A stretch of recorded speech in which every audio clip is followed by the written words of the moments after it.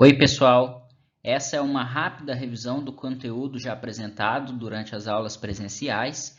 Então, a gente vai falar basicamente dos seguintes tópicos. Iniciaremos nossos estudos comentando as principais definições de proteção de sistemas elétricos de potência. Falaremos, então, sobre os sistemas, uma forma geral sobre os sistemas de proteção. Passaremos para as categorias funcionais do relé, identificando os três principais aqui quesitos de confiabilidade, fidedignidade e segurança. Falaremos na sequência sobre os transformadores de instrumento, que são os transformadores de corrente e os transformadores de potencial. Na sequência, passaremos para uma introdução a relés de proteção e falaremos sobre os tipos construtivos dos relés de proteção. Recordando a nossa bibliografia, nós vamos ainda ter os dois principais livros, que estão lá nosso plano de ensino, que é Proteção de Sistemas Elétricos de Potência, do João Mamed e Daniel Mamed, e também o livro do Caminho, é um livro antigo, mas tem vários aspectos didáticos necessários e interessantes nos nossos estudos. Como novidade, nós temos a apostila de proteção que eu preparei para vocês. Ele basicamente utiliza a bibliografia básica e mais alguns dados para resumir e identificar os principais aspectos de proteção. Essa apostila já está disponibilizada para vocês para download lá no Moodle. Então, de uma forma geral, o que compõe um sistema de proteção? Ele é composto do sistema de potência. E esse sistema de potência ele é composto por barramentos, transformadores, linhas de transmissão, cargas e assim por diante, todos os elementos elétricos. Os dados elétricos do sistema de potência são adquiridos pelo TC e pelo TP. Okay? Esses dados, então, vão ser transportados para o meu relé, e o relé nada mais é do que o cérebro do meu sistema de proteção. Os ajustes são feitos dentro desse relé para que todos os parâmetros do sistema estejam corretos, estejam dentro do que a gente parametrizou. Caso algum parâmetro esteja fora, o relé deve atuar em cima do disjuntor e remover aquela seção do sistema de potência para que ele não danifique e não prejudique o restante do meu sistema de potência. Além desses equipamentos mencionados anteriormente, também é necessário uma fonte de corrente contínua. Essa fonte de corrente contínua é fornecida por meio de uma bateria e essa bateria é carregada por meio de um retificador. Esse elemento é extremamente importante e necessário no caso de um blackout ou uma perda de parte do sistema. Caso eu não tenha energia do sistema, eu preciso recorrer ao meu sistema de baterias. Para a correta operação dos meus relés, alguns quesitos são necessários. O primeiro deles é a confiabilidade, que está diretamente relacionado à fidedignidade e à segurança. Na sequência é a seletividade dos relés, que estão relacionados à sua zona de proteção. E, finalmente, a velocidade de atuação desse relé de proteção.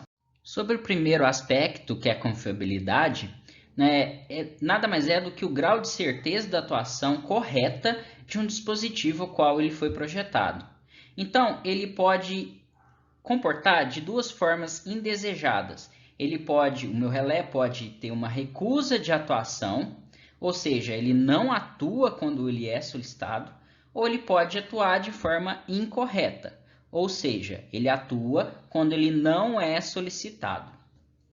O meu relé é dito fidedigno quando ele opera corretamente para todos os tipos de falta para os quais ele foi projetado.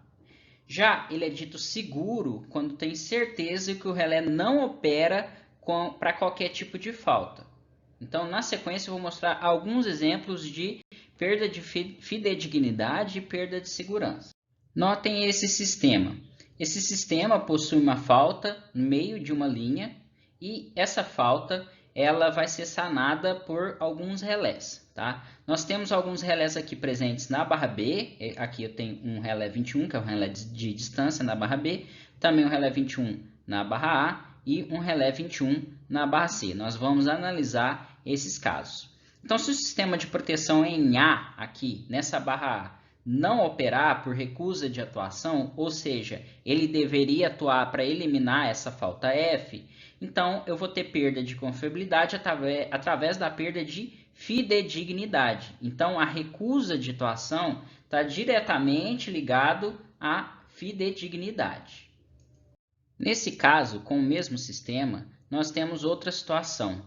Aqui, o relé 21 da barra A, ele não vai atuar não porque por recusa de atuação, mas porque o relé da barra C atuou antes dele. Então, o que aconteceu aqui foi o comprometimento da confiabilidade através da perda de segurança. Então, nesse caso aqui, aconteceu a atuação do relé C de forma desnecessária, uma vez que o relé da barra A, aqui, o relé 21 da barra A, deveria ter atuado de forma mais rápida.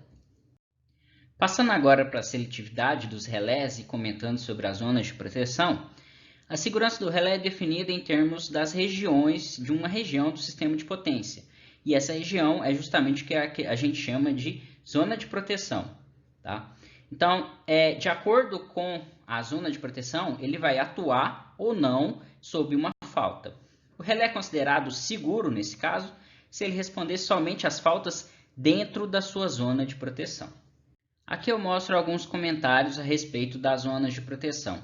Então, para garantir que todos os equipamentos e seus sistemas são totalmente cobertos, eu tenho alguns quesitos necessários para traçar as nossas zonas de proteção. Então, todos os equipamentos, todos os componentes do sistema de potência devem ser cobertos por pelo menos uma zona de proteção. Tá? Uma boa prática é assegurar que os componentes mais importantes estão incluídos em pelo menos 2 zonas de proteção. Isso é uma boa prática, não é necessariamente um requisito, ok? O segundo ponto aqui é que as zonas de proteção devem se sobrepor, tá? Para evitar que qualquer componente fique desprotegido. Uma nota importante é que uma zona de proteção ela pode ser fechada, ela tem um início e um fim, ou então ela pode ser aberta, ou seja, a partir daquele ponto para frente, ela deve atuar dentro do sistema de potência. Observem esse sistema de potência em que foram traçadas algumas zonas de proteção.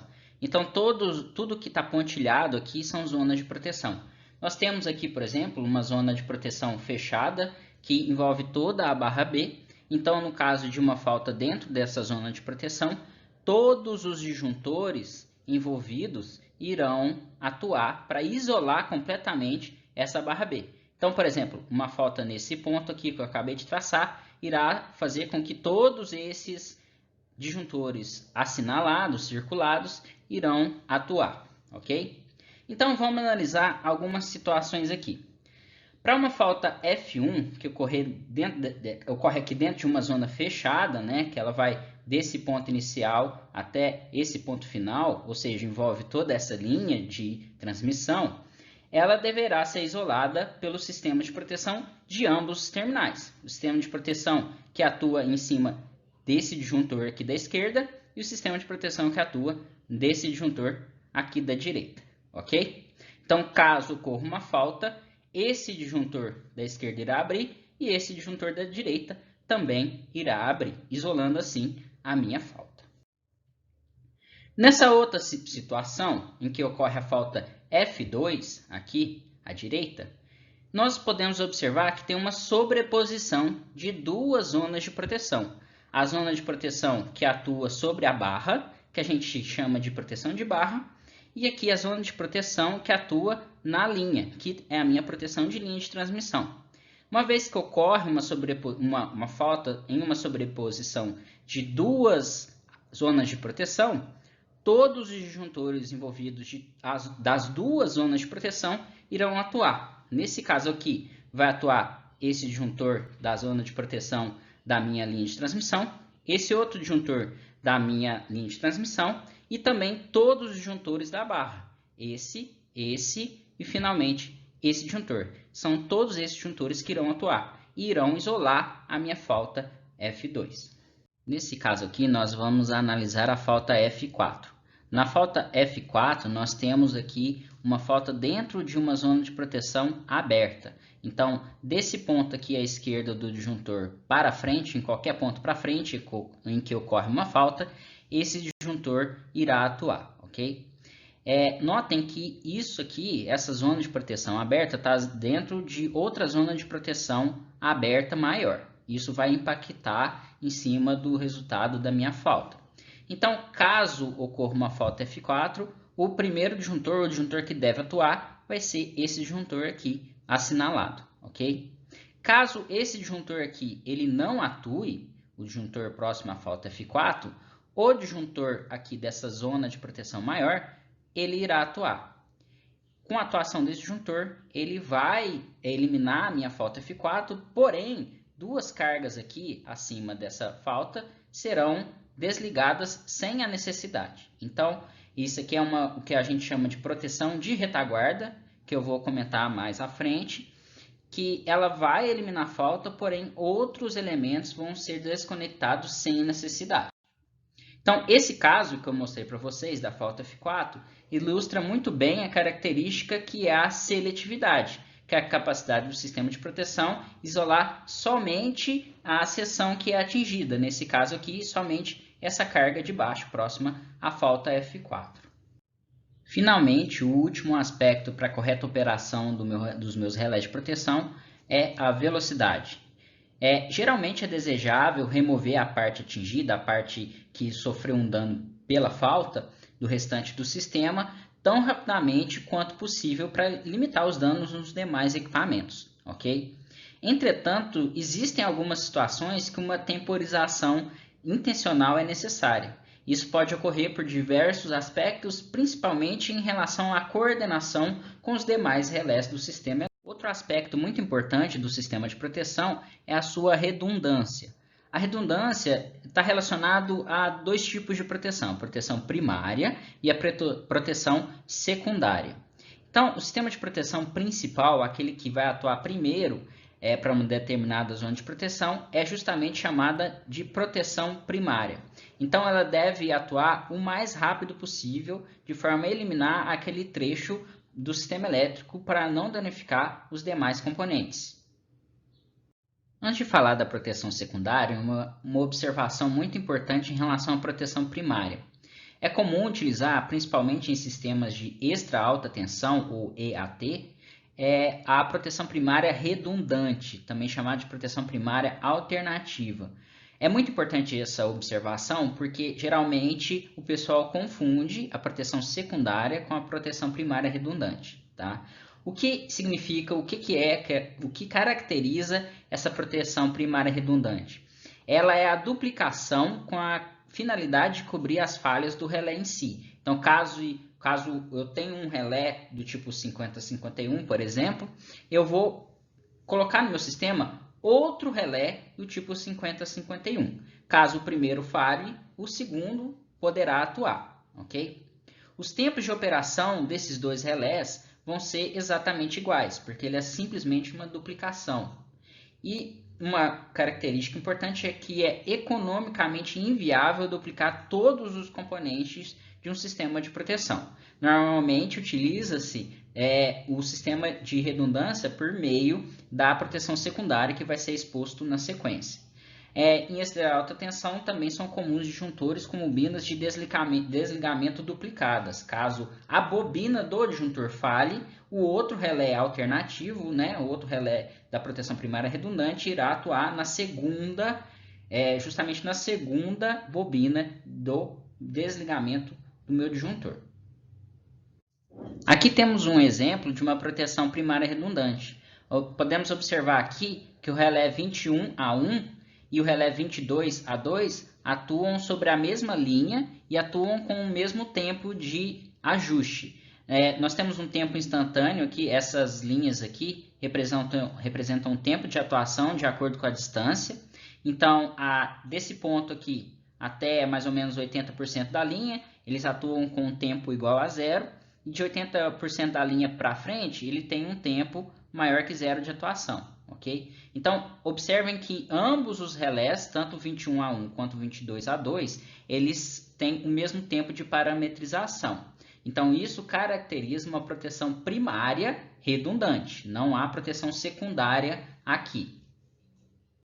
Passando agora para a proteção secundária, também chamado de proteção de retaguarda, esse tipo de proteção redundante, ela é menos onerosa, porém ela é menos seletiva, ok? Então, o tempo de atuação dessa proteção secundária é geralmente mais lenta que a proteção primária. Isso pode causar alguns problemas, ou seja, eu posso danificar mais os meus elementos sob falta e também eu posso remover mais elementos do que seria removido para a proteção primária.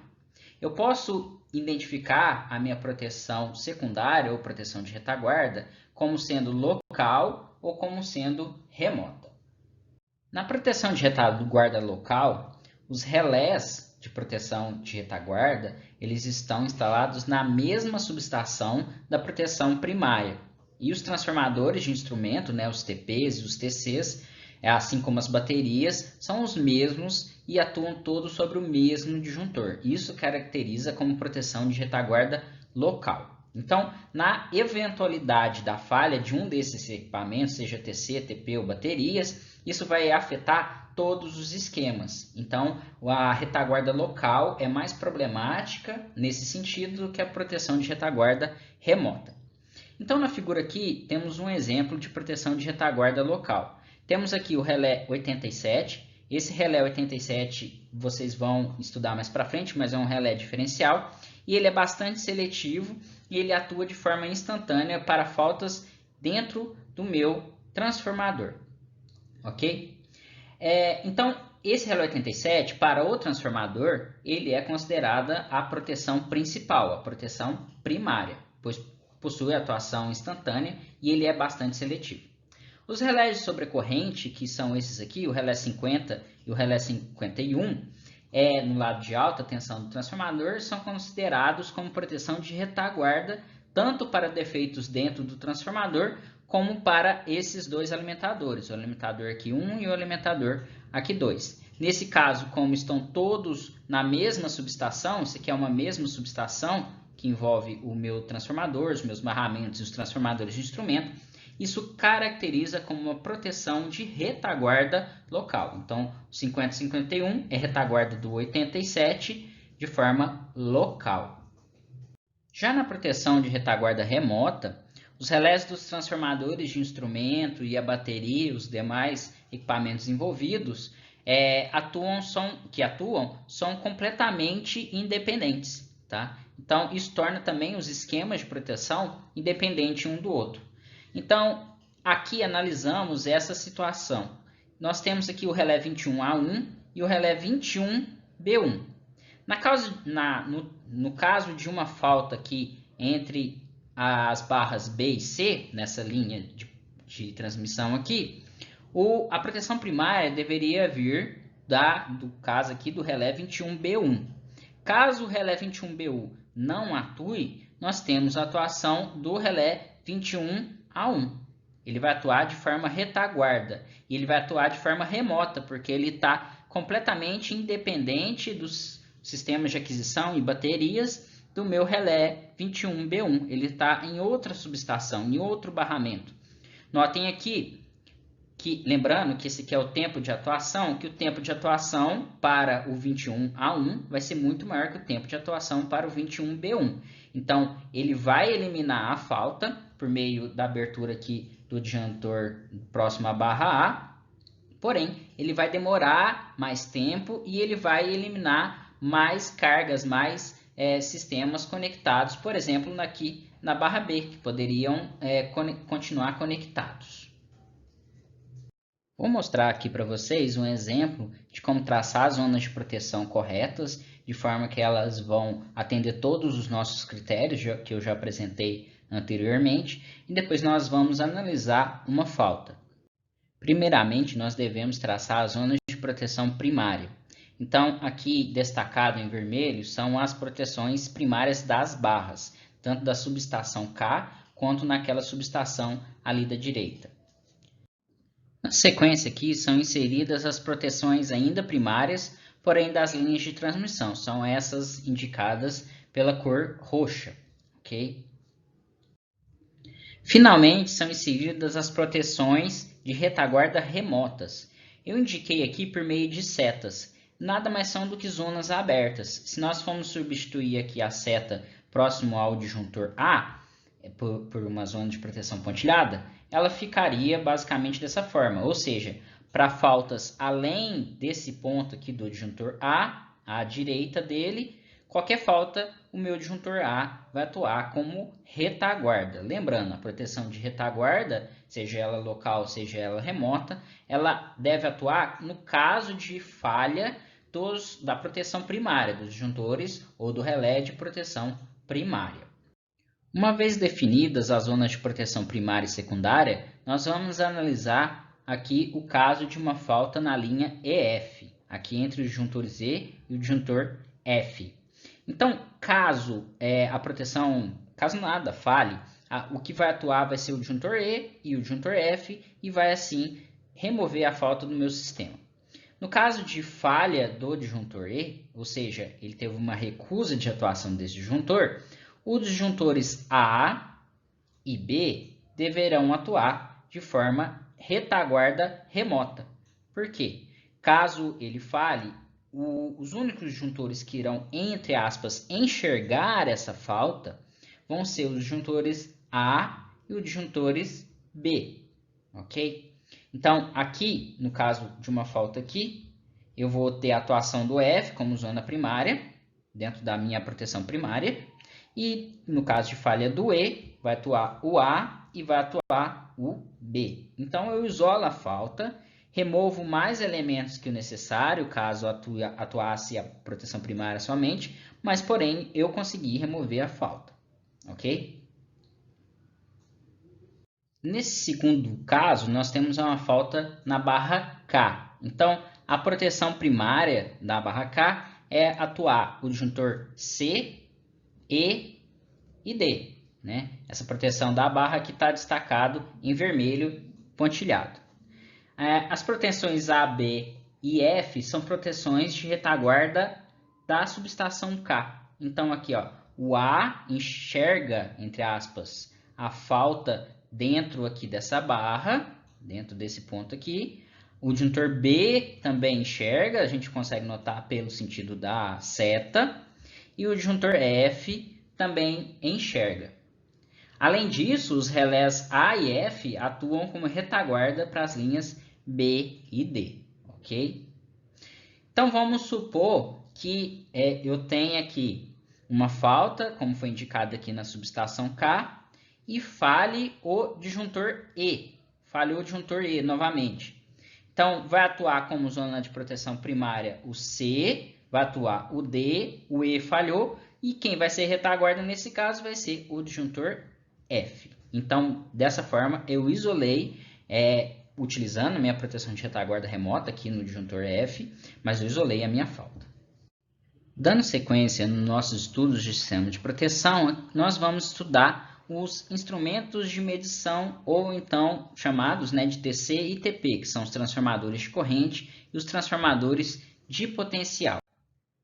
Os transformadores de medida, ou transformadores de instrumentos, são equipamentos que permitem aos instrumentos de medição e proteção funcionar adequadamente sem que seja necessário possuírem correntes e tensões nominais de acordo com a corrente de carga e tensão do circuito principal. Então, se eu tenho um TP, transformador de potencial, ligado em 230 kV, ele vai reduzir para tensões padronizadas, por exemplo, 115 volts, para alimentar o meu relé de proteção ou o meu instrumento de medição de faturamento, por exemplo.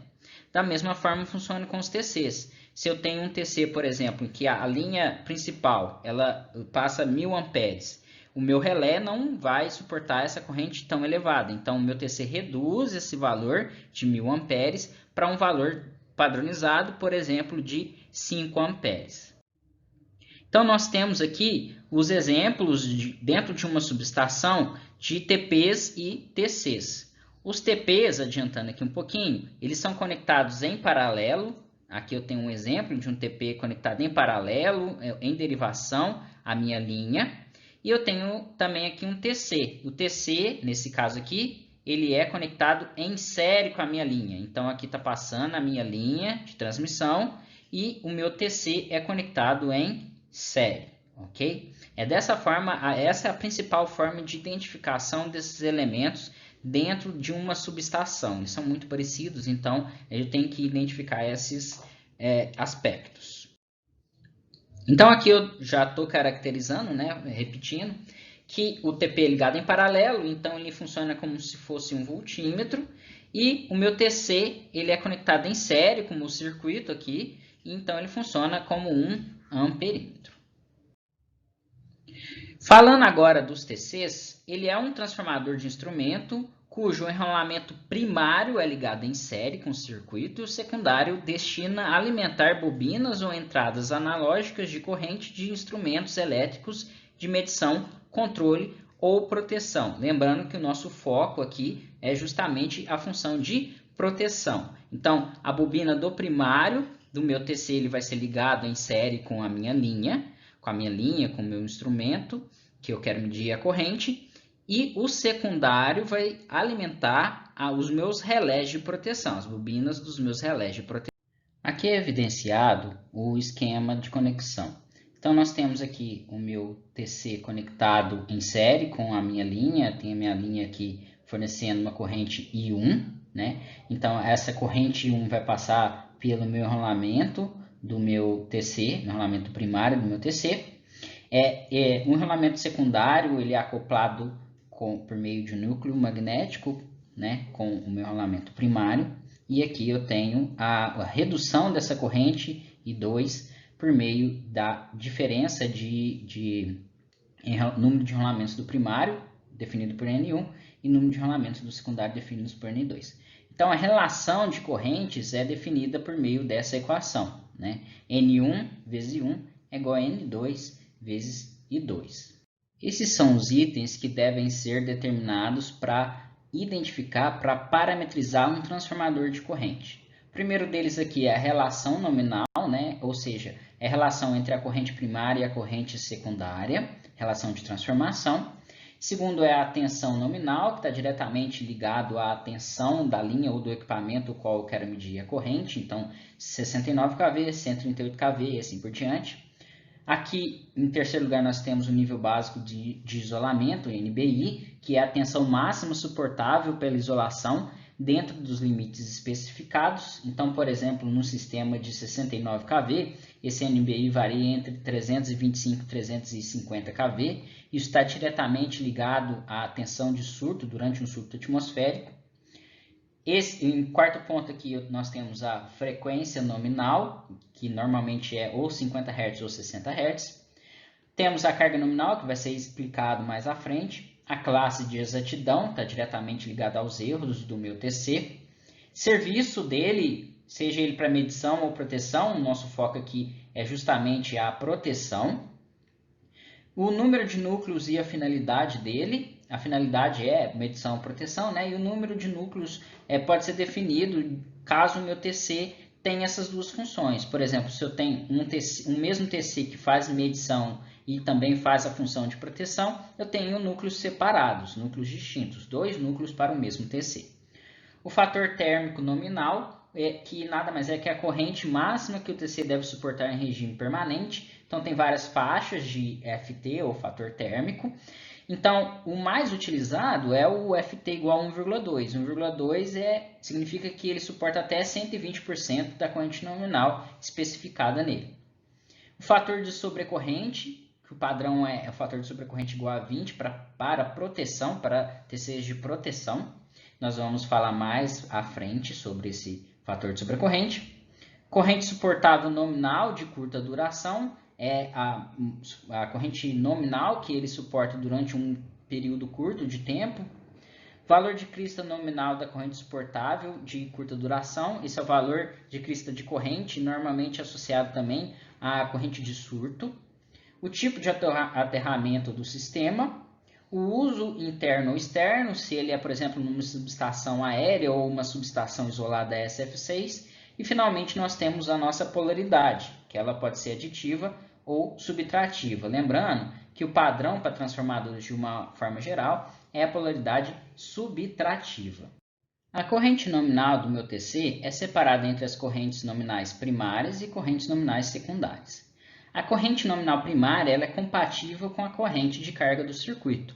Então, por exemplo, se eu tenho um transformador de corrente conectado a uma linha de transmissão em que a corrente nominal dele é de 200 amperes, a minha corrente primária no meu TC vai ser 200 amperes, ou um valor muito próximo a isso. A corrente secundária é normalmente padronizada.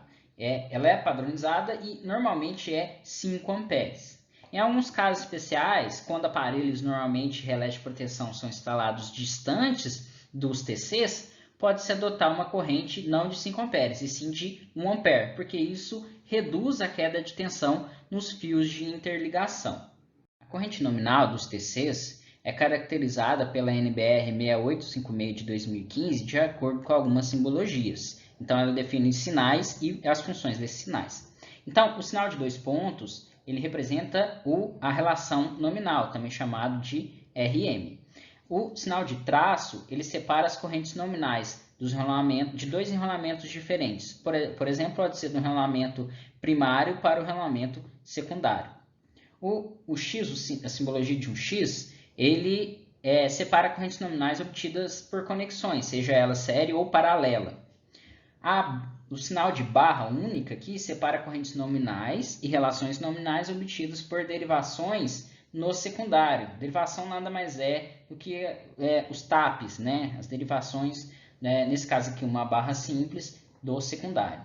Já no caso das barras duplas, é para derivações já no primário, ok? Então, vou passar alguns exemplos aqui de como utilizar esses sinais, essas simbologias. Esse primeiro exemplo aqui é um TC com um único núcleo, um rolamento primário com ligação série paralela e um rolamento secundário. Notem aqui que eu tenho dois enrolamentos separados, porém isso aqui é para eu realizar a conexão série paralela. Então, se eu utilizar a conexão série aqui, a corrente que vai fluir por esse enrolamento, que não ultrapasse o valor máximo de corrente, deve ser necessariamente 100 amperes. Se eu conectar esse enrolamento aqui em paralelo, a corrente vai dividir entre um enrolamento e outro. Então, a corrente que vai chegar aqui, a corrente do sistema que vai passar por ele, pode ser de até 200 amperes. Então, ele vai dividir 100 amperes para um enrolamento, 100 amperes para o outro enrolamento. Então, para a conexão paralela, eu tenho uma corrente nominal primária de 200 amperes, e para a conexão série, eu tenho uma corrente nominal primária de 100 amperes. Então, como vai ficar a definição da nossa simbologia aqui?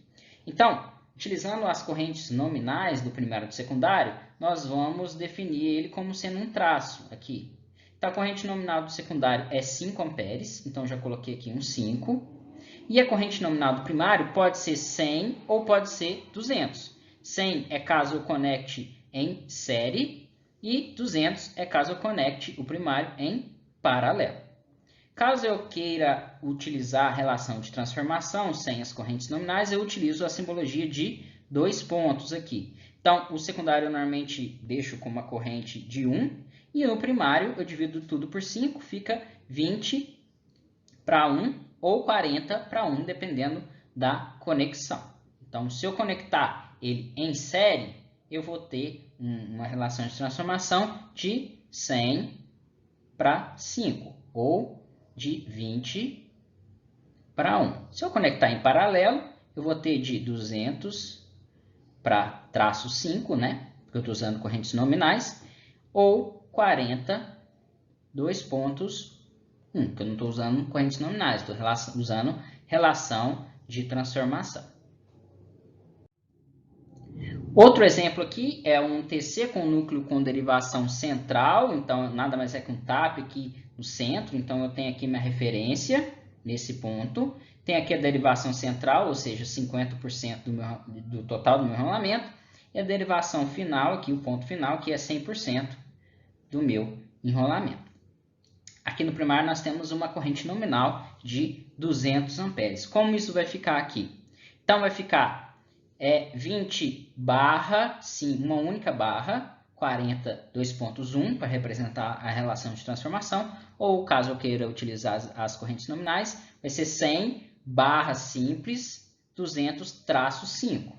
Traço para representar justamente a minha corrente nominal, que estou utilizando corrente nominal, e a minha barra simples para representar minha derivação no secundário. 2 barras seriam para a derivação no primário. Então, se eu utilizar o meu relé aqui, se eu conectar o meu relé, tem o meu relé aqui, se eu conectar ele nesse ponto aqui de referência e em 50% na minha derivação, eu vou ter uma relação de transformação de 20 para 1. Já, se eu conectar esse meu relé em 100%, eu vou ter uma relação de transformação de 40 para 1. Ok?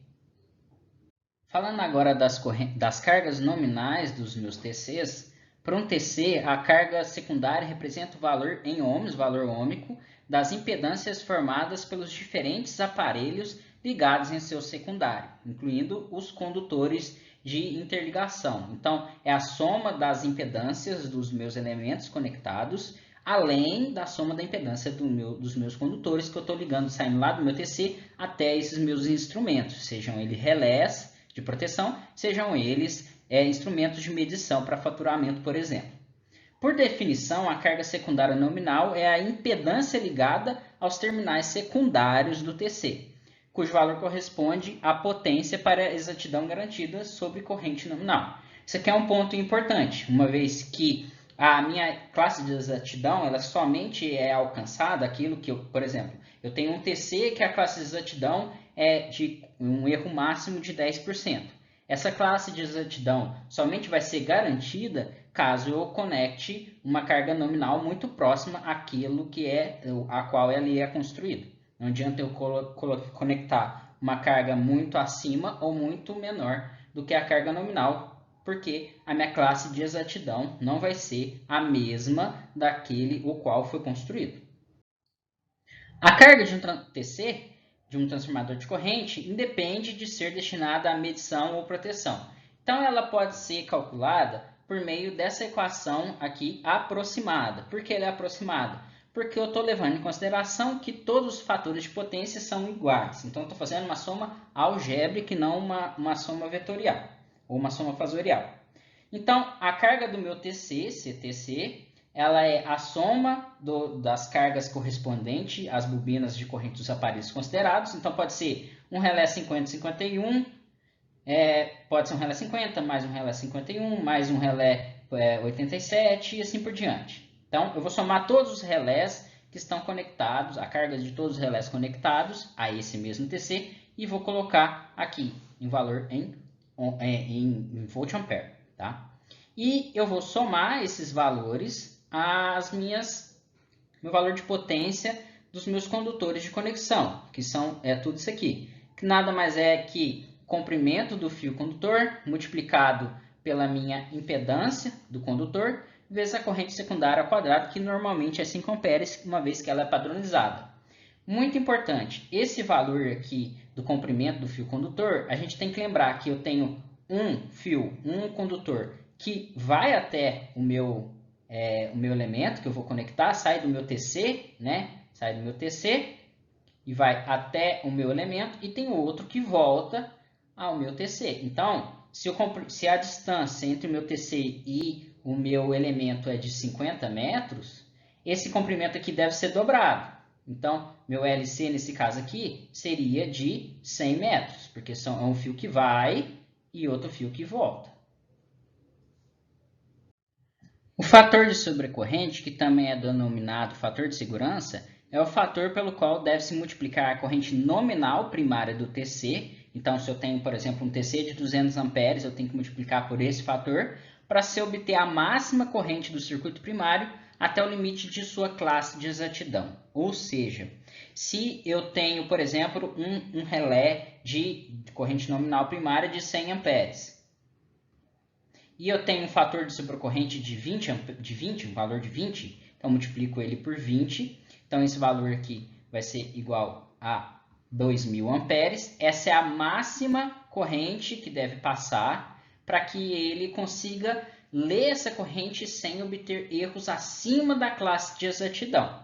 Então, se eu tenho uma corrente menor de 2.000 amperes e eu tenho um TC de uma classe de exatidão de 10%, por exemplo, eu estou garantindo que essa corrente ela vai ter um erro no máximo de 10%. Agora, se eu tenho uma corrente que passa no primário dele de 5.000 amperes, ou seja, maior que 2.000 amperes, eu não garanto que essa corrente no secundário seja dentro dessa classe de exatidão de 10%. Então, pode ter um erro maior que 10%. Ok? A NBR 6856 especifica o fator de sobrecorrente para serviço de proteção igual a 20, igual ao nosso exemplo aqui. Já no caso dos TCs para medição, o fator de sobrecorrente vale 4 vezes a corrente nominal. Então, para funções de medição é 4 e funções de proteção é igual a 20.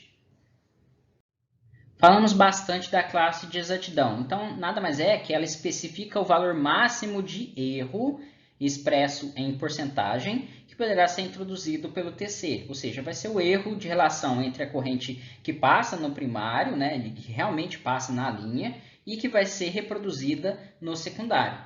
Ela vai ser diferente entre TCs para serviços de medição e proteção. De medição tem alguns valores padronizados. Ele varia de 0,3% a 3%, e de proteção varia 2,5% ou 10%. Geralmente, o que mais é encontrado no mercado é de 10%. Então, aqui nós podemos observar qual que é a relação entre a classe de exatidão e justamente o fator de sobrecorrente, aquele FS que nós vimos anteriormente. Isso está diretamente ligado à saturação do núcleo do meu TC. Então, para TCs de proteção, a corrente o meu TC somente vai saturar quando a corrente no primário fique 20 vezes maior que a corrente nominal do primário. Já para os TCs de proteção, com FS igual a 4, né, a corrente no primário já vai começar a saturar com 4 vezes a corrente nominal do primário. Então, os TCs de medição saturam muito antes dos TCs de proteção. Os TCs de medição, eles não são feitos para medição de correntes durante faltas, durante curto-circuito. Então, ele satura justamente para proteger os meus elementos de medição. Já os TCs de proteção, eles devem ver essa corrente de curto-circuito para acionar o meu disjuntor, para o meu relé enxergar essa corrente de curto e acionar o meu disjuntor. Então, essa corrente não deve, de forma alguma, chegar com erros acima da classe de exatidão dele. Então, ele deve saturar com valores muito acima dos TCs de medição. A nomenclatura do TC, ou seja, aquilo que vai ser apresentado nos dados de placa, são definidos pela NBR 6856. Aqui eu vou apresentar para vocês duas nomenclaturas, uma da NBR 6856 de 2009 e outra de 2015. Por quê? Porque vários TCs já em campo estão designados por essa norma de 2009 e já para a norma de 2015 isso foi modificado um pouquinho. Então é interessante vocês conhecerem as duas nomenclaturas. Então, para a de 2009, ele define de acordo com esses dados a classe de exatidão, quanto à reatância, ou seja, alta ou baixa, e quanto à tensão secundária. Então, todos os parâmetros aqui são definidos para uma corrente nominal, um FS, fator de sobrecorrente igual a 20. Então, um exemplo aqui, um transformador de corrente cuja carga nominal seja de 200 VA, de alta reatância, para uma classe de exatidão de 10% é designado por 10 a 800. Então, 10 é justamente a classe de exatidão, igual a 10%. A então, é o tipo de impedância, então ele é de alta impedância. Outra alternativa seria de baixa impedância. E 800 é justamente a tensão secundária, que está diretamente ligado a potência da carga nominal. 800 volts é igual a uma carga nominal de 200 VA. Para a NBR 6856 de 2015, agora, os TCs são classificados de acordo com a classe de exatidão e requisitos de uma corrente de curto-circuito simétrica. Então, aqui, ó, a caracterização das classes de proteção é definido por esses dois símbolos aqui, P e PR, né? Então, aqui eu tenho um exemplo. Um transformador de corrente de baixa remanência com uma carga secundária de 12,5 VA, atendendo uma classe de exatidão de 20% com um fator de sobrecorrente de 20, nós temos essa nomenclatura aqui. Primeiro é a carga nominal, 12,5 VA, 10 é a classe de exatidão, o limite de erro, PR significa que ele é de baixa remanência e 20 é o fator de sobrecorrente. Os TCs podem também ser classificados com o tipo de utilização deles. Os mais utilizados são esses aqui, o tipo enrolado, do tipo barra, janela, bucha, núcleo dividido e o TC com vários núcleos. Agora passando para os transformadores de potencial, também chamados de TP, nada mais é que um transformador para instrumento, assim como o TC, só que agora o enrolamento primário é ligado em paralelo, né, em derivação, com circuito elétrico, e o secundário ele não destina mais a alimentação de bobinas de corrente, mas sim bobinas de tensão de instrumentos elétricos de medição, controle ou proteção. Qual que é a principal finalidade do meu TP? A principal finalidade é reproduzir no circuito secundário, né, no enrolamento secundário, uma tensão padronizada, que normalmente é de 115 volts, com valor reduzido e proporcional à tensão do circuito primário. Então, isso é importante. Então, eu tenho que sempre manter a posição fasorial e tenho que também manter a forma de onda adequada para que os instrumentos conectados no secundário, sejam elementos de medição, controle ou proteção, eles avaliem a tensão de forma adequada. Então, aqui nós temos um exemplo de um TP ligado em derivação. O primário dele é em 13,8 kV e o secundário em tensão padronizada de 115 volts. Adiantando, nós temos basicamente duas tensões padronizadas, 115 volts ou 115 dividido por raiz de 3. Os transformadores de potencial podem ser divididos em dois, basicamente. São os transformadores de potencial indutivos, também chamados de TPI, ou então os transformadores de potencial capacitivos, que são os chamados TPCs. Os níveis de tensão que normalmente definem qual tipo de transformador de potencial que eu vou utilizar. Então, valores de tensão nominal primária entre 669 kV, basicamente são todos utilizados TPIs. Já entre 69 e 138 kV, eu posso utilizar tanto TPIs quanto TPCs. E, finalmente, acima, qualquer tensão nominal primária acima de 138 kV, eu vou utilizar basicamente somente TPCs. Aqui mostra um esquema de como funciona um transformador de potencial, a relação entre a tensão primária e o secundária. Ele é muito parecido, né? Inclusive o circuito é equivalente, é muito parecido com transformadores de potência que vocês já viram em disciplinas anteriores. Então, eu tenho aqui uma tensão primária, V1, uma tensão secundária, V2, reduzida pela relação de transformação entre o N1 e N2, né? O número de espiras do primário e o número de espiras do secundário. Então, V1 sobre V2 é igual a N1 sobre N2, igualzinho que vocês já viram lá em disciplinas anteriores sobre transformadores. Quais são os itens necessários para a especificação de um TP? Aqui nós vamos começar a falar de TPIs, mas esses itens também são estendidos para TPCs. Então, o tipo de instalação, a tensão nominal e relação de transformação, isso está diretamente ligado à tensão primária, fator de sobretensão e o grupo de ligação, vou explicar isso mais para frente, a tensão máxima e o nível de isolamento, a frequência nominal, basicamente 650 Hz, a classe e potência de exatidão, potência térmica, a polaridade, que já adiantando o padrão é subtrativo, as normas envolvidas e os tipos de ensaio. Aqui, então, entrando no TPI, o transformador de potencial indutivo, nós vamos especificar alguns itens. Esses itens também são especificados lá para o TPC. O primeiro deles é o fator de sobretensão, FST.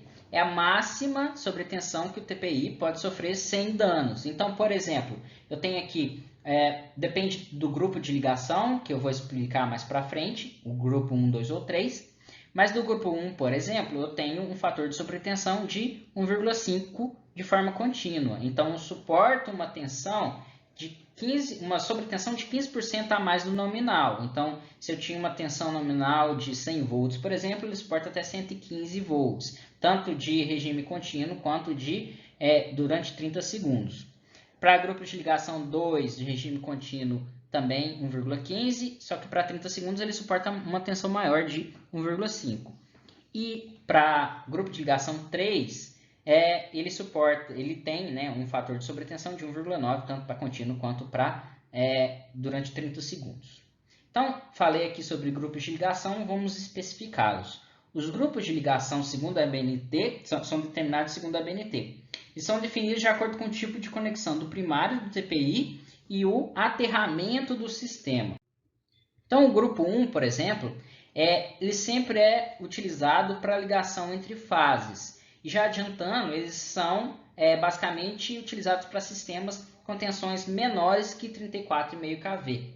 Então, os transformadores que são enquadrados nesse grupo devem suportar continuamente 10% de sobrecarga. Já o grupo 2 são aqueles projetados para ligação entre fase e neutro, e não entre duas fases igual ao grupo 1. Então, são 3 TPs que devem ser inseridos, sempre entre fase e neutro. E esses sistemas, para pertencerem ao grupo 2, eles devem ser diretamente aterrados. Então, eles devem obedecer essa relação aqui. R0 sobre x1 deve ser sempre menor ou igual a 1. Em que R0 é o valor da resistência sequência 0, x1 é o valor da reatância sequência positiva, então a relação desses dois deve ser menor que 1. Com isso eu garanto em que o sistema está diretamente aterrado. Caso essa relação não seja verdadeira, esse meu grupo de ligação esse meu TPI não pode ser do grupo 2, eu devo adquirir um TPI do tipo do grupo 3. Falando então no grupo 3, são aqueles projetados para ligações entre fase e neutro de sistemas onde não se garanta a eficácia do aterramento, sejam sistemas sem nenhum aterramento ou aterrados por meio de grandes impedâncias. A classe de exatidão é o valor máximo de erro, também expresso em porcentagem, da mesma forma que os TCs, que poderá ser introduzido pelo TP na relação de transformação na indicação do instrumento. Então, esse valor varia ali entre 0,3 e 1,6 e depende basicamente da aplicação do meu TP. Seja ele, por exemplo, um TP de medição especial de laboratório, ele deve ter uma classe de exatidão pequena, menor que 0,3. Agora, para alimentação de instrumentos, como por exemplo, relés de proteção ou então instrumentos de medição, ali eu posso ter uma classe de exatidão variando entre 0,6, 1,6 e 1,2. A carga nominal do meu TPI é estabelecida em norma e aplicada no secundário do TP, sem que esse erro percentual, né, a classe de exatidão, ultrapasse os valores estipulados pela norma. A potência térmica é a maior potência aparente que um TP pode fornecer em regime permanente sob tensão e frequências nominais, sem exceder os limites de temperatura especificados. Esses valores estão diretamente ligados ao fator de sobretensão, FST. Então, esse FST está diretamente ligado ao grupo de ligação. Então, dependendo do grupo de ligação, eu sei qual que é o FST e sei qual que vai ser a minha potência térmica. Então, por exemplo, para um FST igual a 1,15, eu tenho uma potência térmica igual a 1,33 vezes a potência nominal do meu transformador de potencial indutivo. Já para um FST igual a 1,9, eu tenho uma potência térmica de 3,6 vezes a potência nominal, justamente pela sobretensão que ele suporta. As ligações do meu TPI, assim como dos TPCs, são basicamente essas. Pode ser ligado em estrela-estrela, pode ser ligado em delta-delta, ou também pode ser ligado em delta aberto. Notem aqui que o delta aberto, para o circuito trifásico, ele acaba economizando um TPI, pois aqui eu estou utilizando 2 TPIs, enquanto os outros tipos de ligação eu utilizo 3 TPIs.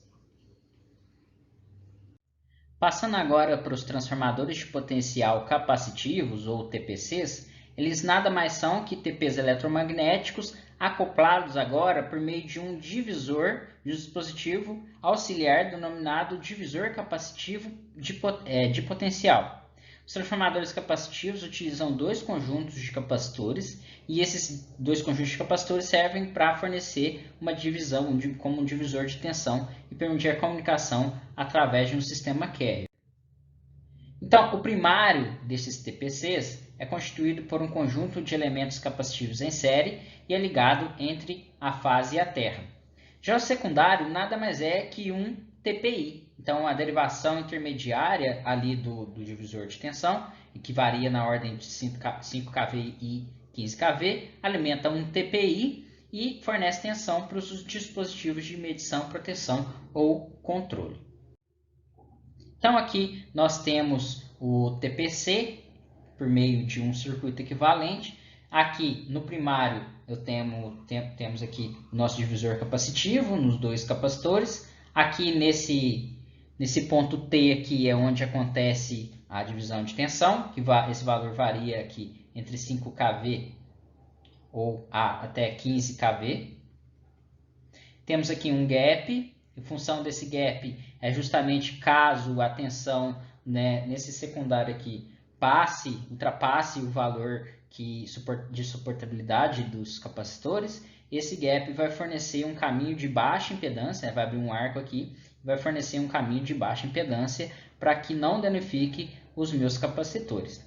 Temos aqui uma indutância variável e aqui nós encontramos um TPI, que nada mais é do que um TPI que nós vimos anteriormente. A tensão secundária, então, vai alimentar as minhas cargas, né? Os meus relés de proteção ou os meus instrumentos de medição. O XL variável aqui, esse XL variável, ele é justamente para sintonizar os capacitores de maneira que a corrente de carga, né, a corrente que sai aqui do secundário, corrente 2, ela não afete a tensão de saída VS. Então, eu vou sintonizar esse valor de XL com o valor aqui dos XCs anteriores, para que essa corrente não seja afetada para que a tensão, né, no secundário não seja afetada pela corrente de carga.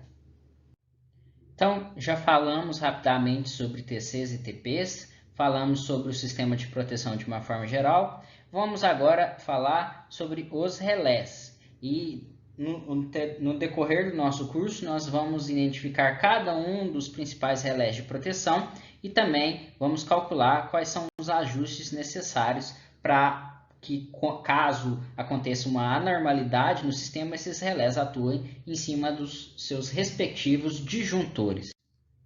Então, os relés de proteção são os elementos mais importantes do sistema de proteção e eles monitoram as condições de operação do sistema elétrico. Então, esse relé ele vai averiguar se tem algum problema no meu circuito, seja uma sobretensão, seja um valor de corrente muito alto devido a uma sobrecarga ou uma corrente de curto-circuito, e ele vai atuar, ele vai comandar a abertura do meu disjuntor. Esse disjuntor vai então isolar o meu problema e retirar elementos e vai também retirar o problema do meu sistema elétrico. O relé deve processar os sinais, determinar a existência de uma anormalidade e então iniciar uma ação de sinalização, bloqueio ou abertura de disjuntor. Essas ações devem sempre isolar o equipamento ou parte do sistema afetado pela falha. De maneira geral, os relés são classificados da seguinte forma quanto ao seu aspecto construtivo.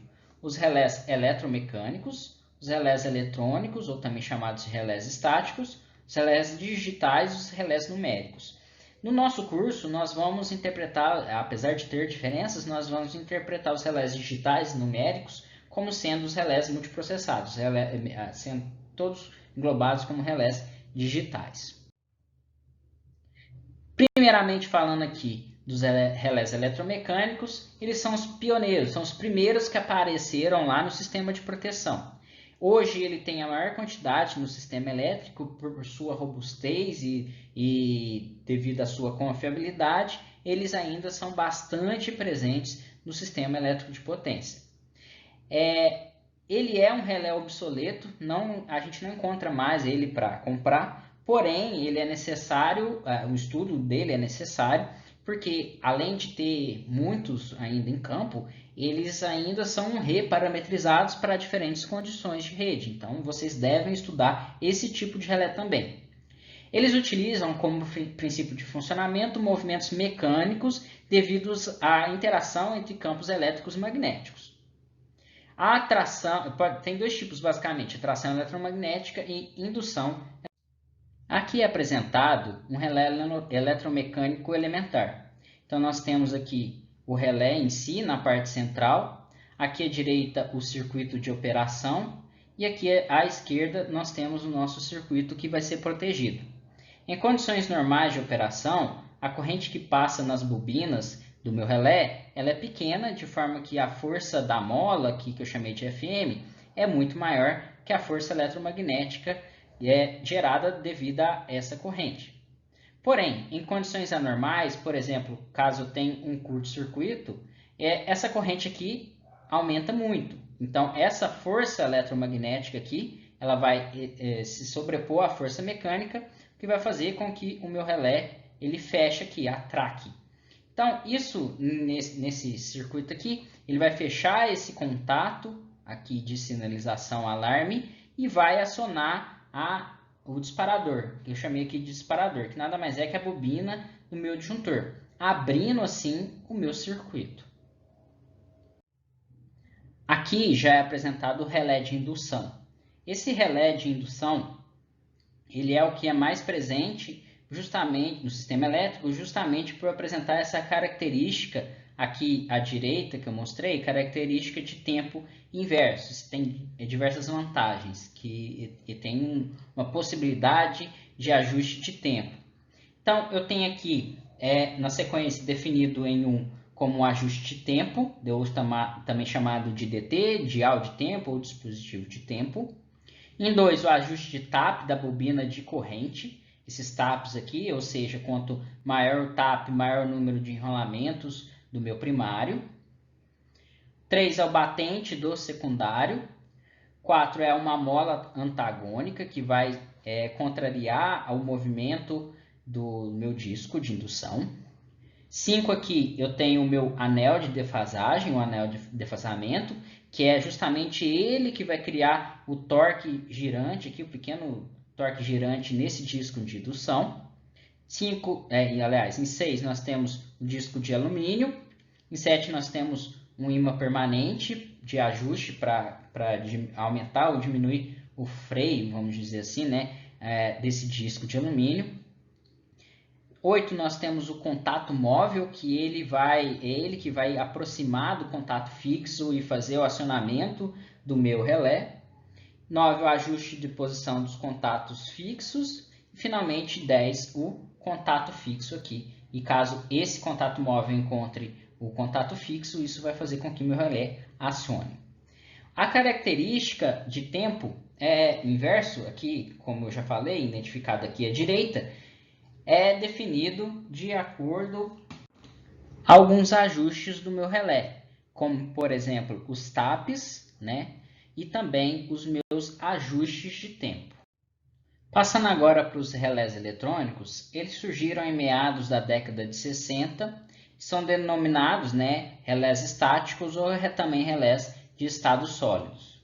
Eles consistem em circuitos transistorizados que desempenham funções lógicas de temporização. Então, as funções deles não diferem muito dos relés eletromecânicos. Então, somente eu peguei um relé eletromecânico e transistorizei ele, eu transformei ele em elementos sólidos, em elementos estáticos, né? Então, eu peguei tudo que era elemento eletromecânico e transformei em circuitos analógicos. Finalmente, os relés digitais, esses sim foram um grande salto nos sistemas de proteção. Eles nada mais são que relés eletrônicos, são gerenciados por microprocessadores específicos para esse fim, em que os sinais de entradas, né, que vêm lá dos meus TCs ou os TPs, são controlados por um software que processa a lógica de proteção por meio de alguns algoritmos. Esses relés digitais podem simular um relé ou todos os relés existentes somente em um único equipamento. Então, além disso, ele produz ainda outras funções, tais como medição de grandeza de entradas associadas, sendo conhecidos então como relés multi-ação. Ele tem diversas vantagens frente aos relés eletromecânicos e estáticos, que são autochecagem. Então, eu posso simplesmente apertar um botão, ele automaticamente vai realizar uma série de testes internos, nos pequenos relézinhos deles, e na memória, vai fazer testes de software, e ele vai te mostrar um relatório, se todas as funções deles estão satisfatórias ou se ele precisa de uma manutenção. Ele possui uma maior flexibilidade frente aos demais tipos de relés e são mais versáteis e poderosos que os relés eletromecânicos e eletrônicos convencionais. O relé digital pode efetuar diversas funções além da proteção. Então, temos claramente a proteção, temos também uma supervisão da rede, então eu posso saber em tempo real qual é a corrente, tensão, frequência do meu sistema, dependendo do meu relé digital. Serve como transmissor de sinais, religamento de disjuntores. Ele identifica o tipo de defeito, seja um curto-circuito, seja um tipo de curto-circuito, como um curto-circuito fase-fase, um curto-circuito trifásico. Ele possui uma oscilografia que permite uma análise melhor do tipo de curto-circuito e ainda consegue uma sincronização de tempo via GPS. Outra característica do sistema de proteção são as funções de proteção. Essas funções caracterizam qual vai ser o tipo de proteção daquele relé. O relé, já adiantando, ele pode ser monofunção, ou seja, ele realiza somente um tipo de função, ou ele pode ser multifunção. Principalmente os relés digitais podem ter uma variada quantidade de funções internamente. Então, uma função de proteção seria, por exemplo, uma unidade de sobrecorrente instantânea. No caso de ter uma corrente acima da corrente nominal e ele atuar de forma instantânea, não ter uma temporização. Ou ele pode ser uma função, unidade de sobrecorrente temporizada, ou seja, quando o valor de corrente ultrapassa um valor pré-determinado pelo ajuste, ele vai contar um tempo e então depois desse tempo ele vai atuar. Então, isso seria uma função de proteção. Nós vamos ver diversas funções de proteção. Então, um relé, aqui eu trago alguns exemplos. Um relé de sobrecorrente instantâneo do tipo indução, constituído apenas de uma unidade instantânea, aqui eu chamei de função 50, vou explicar o que seria isso. Ele somente tem essa função, então ele é chamado monofunção. Já o relé de sobrecorrente constituído de uma unidade instantânea, função 50, e uma unidade temporizada, 51, incorporando uma unidade de subtensão e outra de sobretensão, isso caracteriza um relé como sendo ele multifunção. De onde vêm esses números? Então, para padronizar e universalizar os vários tipos de função, foi elaborada uma tabela ANSI, que é o nome do antigo Instituto de Padronização lá americano. Hoje quem padroniza é o I3E. Então, essa tabela que está presente na página 76 da apostila de vocês, ela associa o número à função de proteção. Então, por exemplo, o relé 50, ele é um relé de sobrecorrente do tipo instantâneo. A função 51 é o relé de sobrecorrente do tipo temporizado. O relé 87, ele seria um relé diferencial, e assim por diante.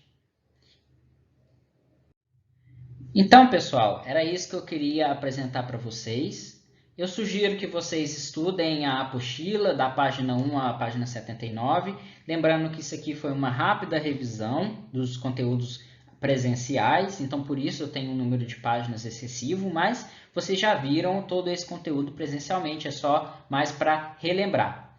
Tentem resolver os exercícios propostos, esses exercícios estão presentes ao final de cada capítulo, e qualquer dúvida, me perguntem, entrem em contato por e-mail ou contato no Moodle, ou então lá no nosso servidor do Discord, ou então utilizem momentos nas nossas aulas assíncronas para retirar essas dúvidas. Muito obrigado!